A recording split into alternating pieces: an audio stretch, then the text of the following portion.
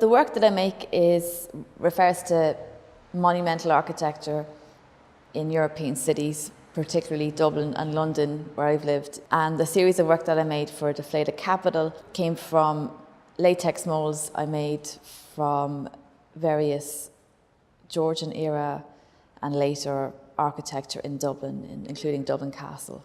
Instead of casting the molds I made properly, which would entail using a plaster jacket on the outside, I didn't use the jacket, which if you use that, it keeps the original shape of the object you want to cast. But if you don't use that, the latex mold bulges and deforms the original shape. Classicalism and antiquity, even though it's been built since like the 17th and 18th century onwards, it references this ancient time, but it is like a rehashed version of what this architecture was. And the values inherent in it are about how it's often buildings such as educational institutions like universities or law courts or banks or government buildings that have this kind of architecture. So inherent in the values is that the values of that particular building are timeless and almost God-given, or they've been there all the time, so why question them or change them?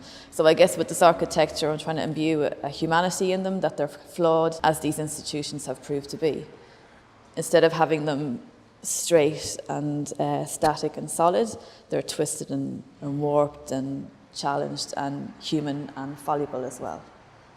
I always want to attract the viewer with colour and form, but I think the hope that I have when the viewer sees it is they see something that looks almost figurative or human. So it's to imbue this architecture that's so inhuman with something kind of relatable to the body. This apparently ancient architecture of antiquity was really brightly coloured. And then when it became reinterpreted in like the 18th century, it was kind of whitewashed through archaeology, the schools of archaeology. So we're used to seeing these buildings when they were built in, classicalism, they often lack this colour.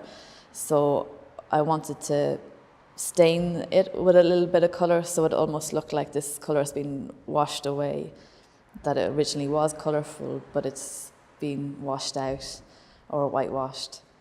How this colour is viewed as something now in Western architecture and design, colour can be viewed as something that's corrupting or not serious or frivolous. So I like to bring in kind of silly colours like bright yellows and blues into my work because of those values associated with them.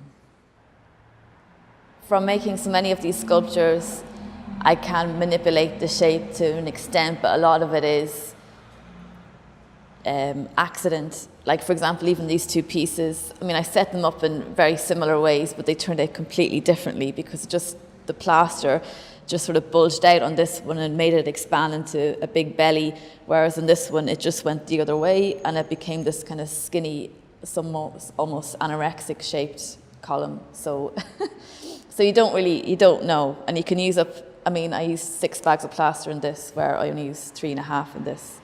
So there's that kind of thing that's hard to judge as well.